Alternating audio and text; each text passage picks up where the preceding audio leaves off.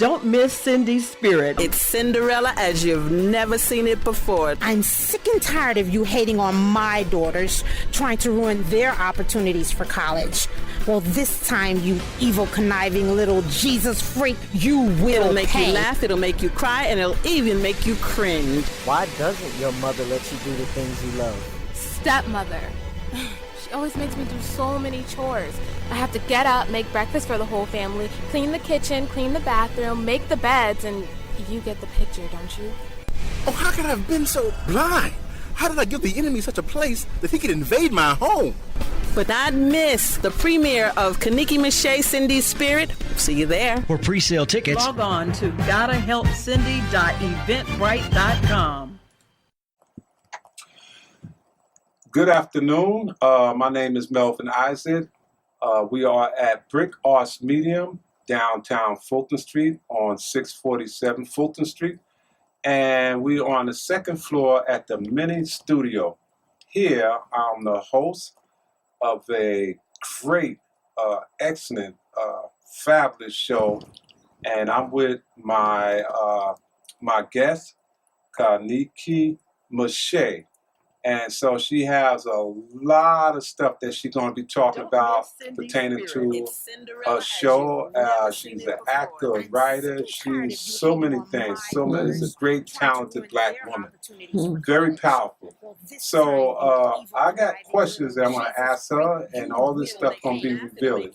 So the first question I want to ask you is, when did you develop your love for theater?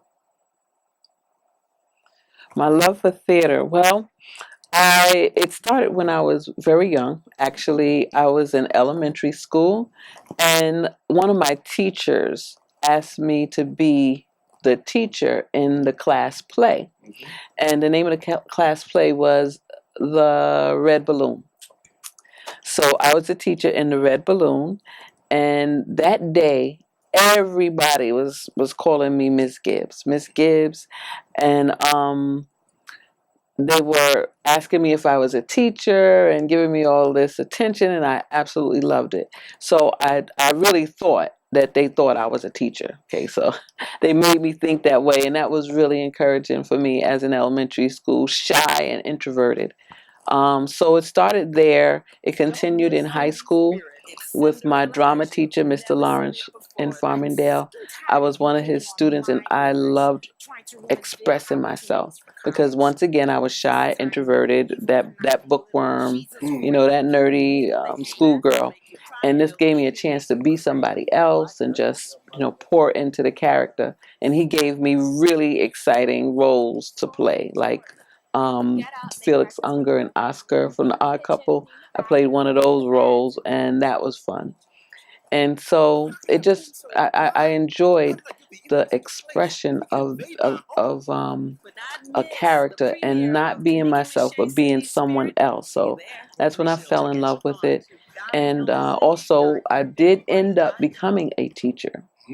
And when I became a teacher, every year our principal had us to present something. Our class had to present something to the rest of the school. And instead of using other plays, I began to write my own. The school, the other students and teachers began to, say, what are you doing next? What's your class doing this year? And they began to look forward to it. So the pressure was on. So I had to write a play every year. And I began writing plays and so forth. And one funny thing about it, and just want to make one more point, is one of the young girls who starred in Cindy's Soul back then as the stepmother found me through social media, and now she's coming on board to kind of help out with the play, and I'm really excited about it. Yeah. That's exciting right there. So, of all the plays to remake, what inspired you to choose Cinderella? Okay, so I look around, and there's so much depression, disappointments, and it's just disheartening listening to the news and so forth. So I wanted to bring some upliftment. I wanted something joyous and fun and exciting, and I mean there will be blood now. There will be blood, but there will be a happy ending. And I love happy endings, and fairy tales always have a happy ending.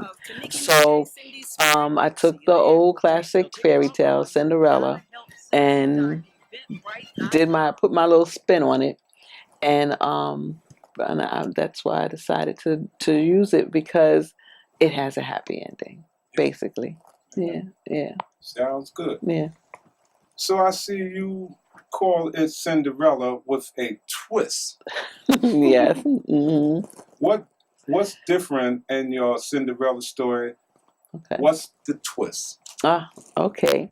Well, there are a few twists and turns and so forth in it, because I made it unique. It's unique, and but one big twist is that I kept the father in it. So, with the Cinderella story, her mother's already gone when the story begins, but she loses her father. And so she doesn't have either one of her natural parents. And she's trapped in the situation with her stepmother and stepsisters.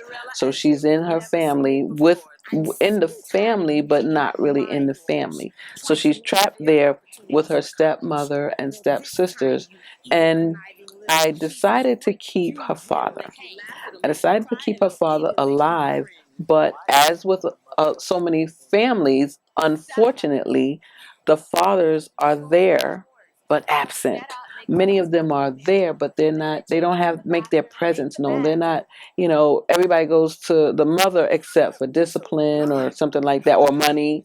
But so during the course of the play, you're looking for the father to stand up and take his rightful place as head of household. And so that's one twist, is that I kept the father alive. So he's there. Great. Hmm. Sounds good. Yeah. Now you have two versions of Cinderella. What is the difference between Cindy's spirit and Cindy's soul? Okay, great question. All right. So Cindy's spirit is the gospel, or the Christian, unapologetically Christian, I must say, version of Cinderella. So, and it really gets into that part of it. And so what came across my desk was an opportunity, an offer to present the play at colleges and the public school.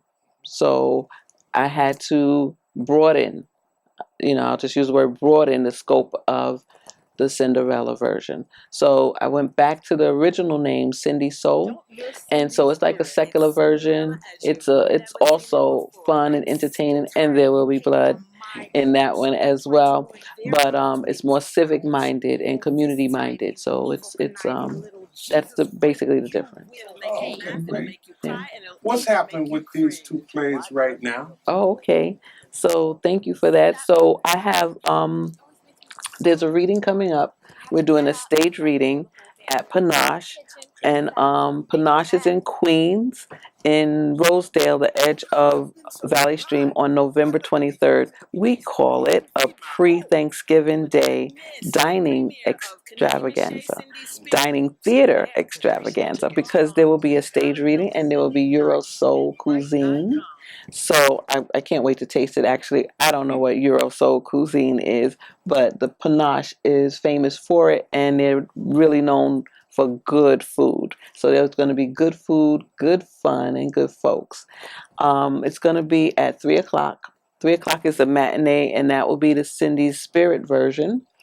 And at 7 is going to be Cindy Soul, the stage reading of Cindy Soul, and also the cuisine, and followed by a VIP reception.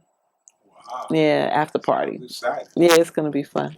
Yeah. So what should we expect in the future from Kenike Miche? Okay. Well, as with a lot of people have all these ideas. So I have ideas, projects.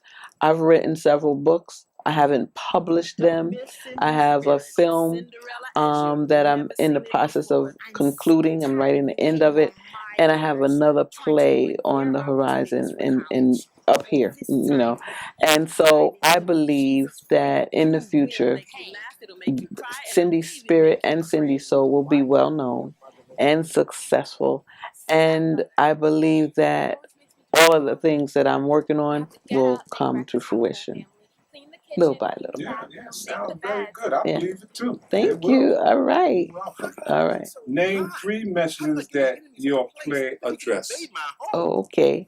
So one of the messages that it kind of highlights is the blended family. And there's so many families like the Brady Bunch, where this one man meets one woman and they have all these children, and so they come together, and those blended families are represented there.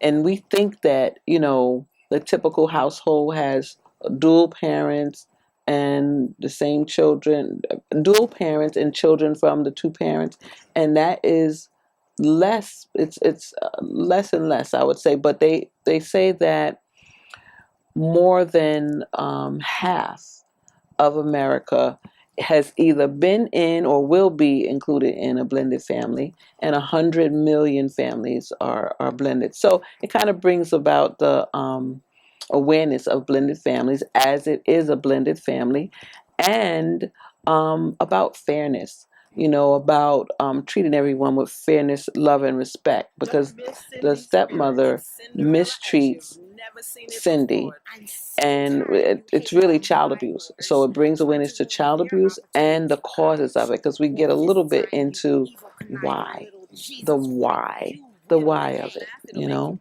So the blended family, child abuse, and some bullying, and the bullying, because you know the step sisters, what they really are doing is bullying Cindy.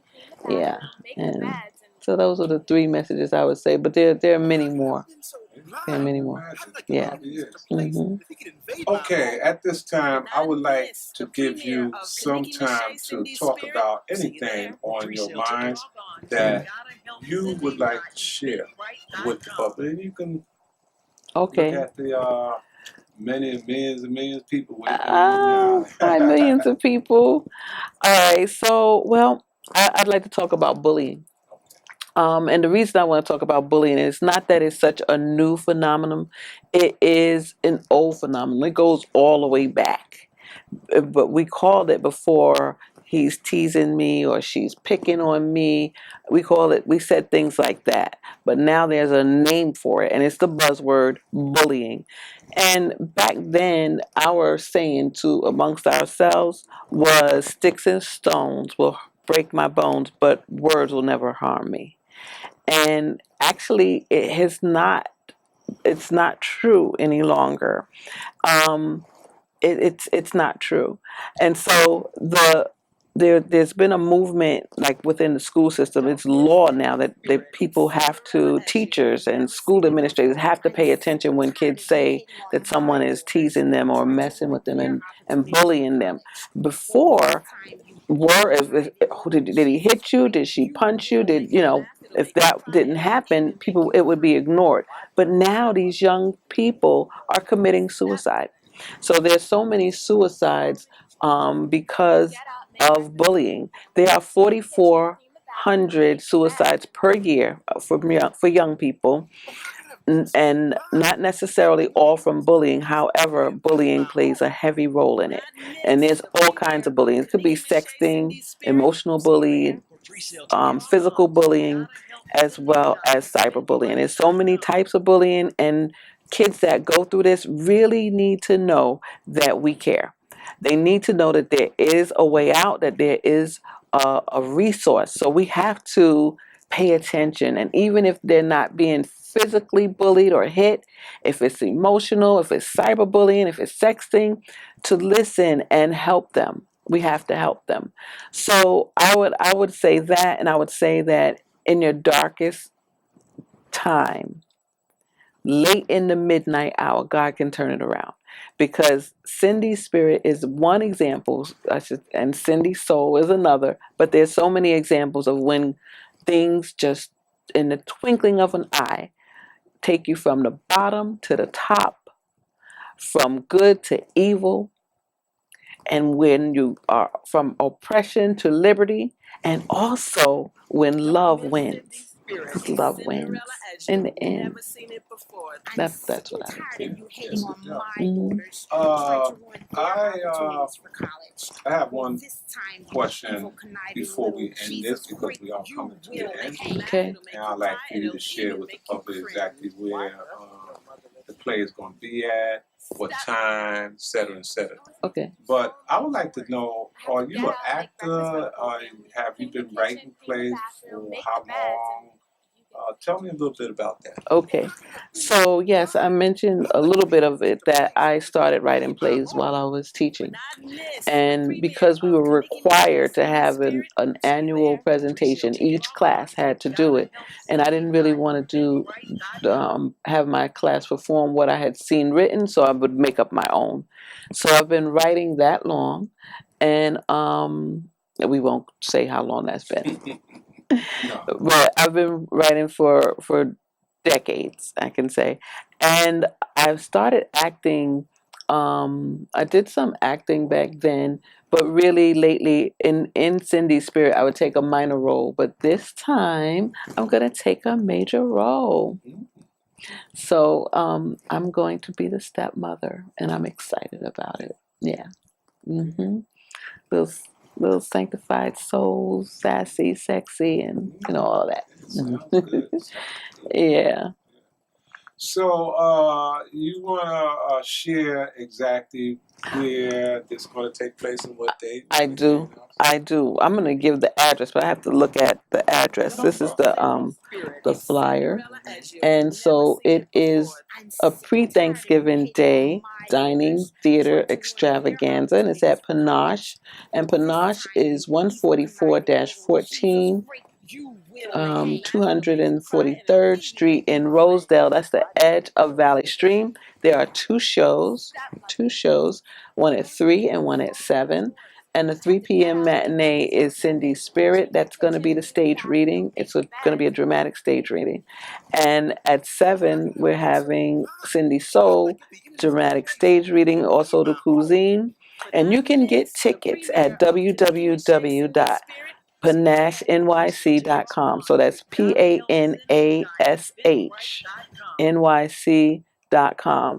www.PANASHNYC.com. Hope to see you there. Okay, I'm pretty sure you're going to have a lot of people that's going to show up. I hope so. That would be great. They will. Mm-hmm. So anyway, this is the end of our show. Again, we just witnessed and heard from a fabulous, powerful actor, writer, Kenike Miche. Oh, thank you, Melvin. You're welcome. Mm-hmm. And, she gave you all the information that you need to know about when to come to the show, the contact information. So, and I think it's going to be fabulous. I think it's to have a Black sister share this information, what she's going through to uplift others as far as what she was talking about. So, nevertheless, we still have to end the show. So, the next time you will see me again will be on the Artistic Talent Show. And it comes on every Monday and Wednesday, 1 a.m. in the morning, 11 a.m. and 4 p.m. That's every Monday and Wednesday. And I'm part of the Bric Arts Medium, certified producer for the Artistic Talent Show. And this would also be on the social media as well, like Facebook, YouTube, Twitter, LinkedIn, and wherever Kenike Miche will want to post that, especially to friends and associates and your family. I can't wait. Yeah, to let them see the link of what you're doing. So they're going to be very appreciated and happy to see this, And we just finished the podcast as well. Mm-hmm. We just did a radio show, the same thing, but you will see both things. Now you see her physically in appearance, and then the other one you would just listen to it. So this is very good. So So that's it for now. Thank you very much for watching us and listening to what she had to say. And appreciate if you have any feedback. So anything else you want to say before we leave? Take care of you. Here we go. And that's it. Thank you. Thank you.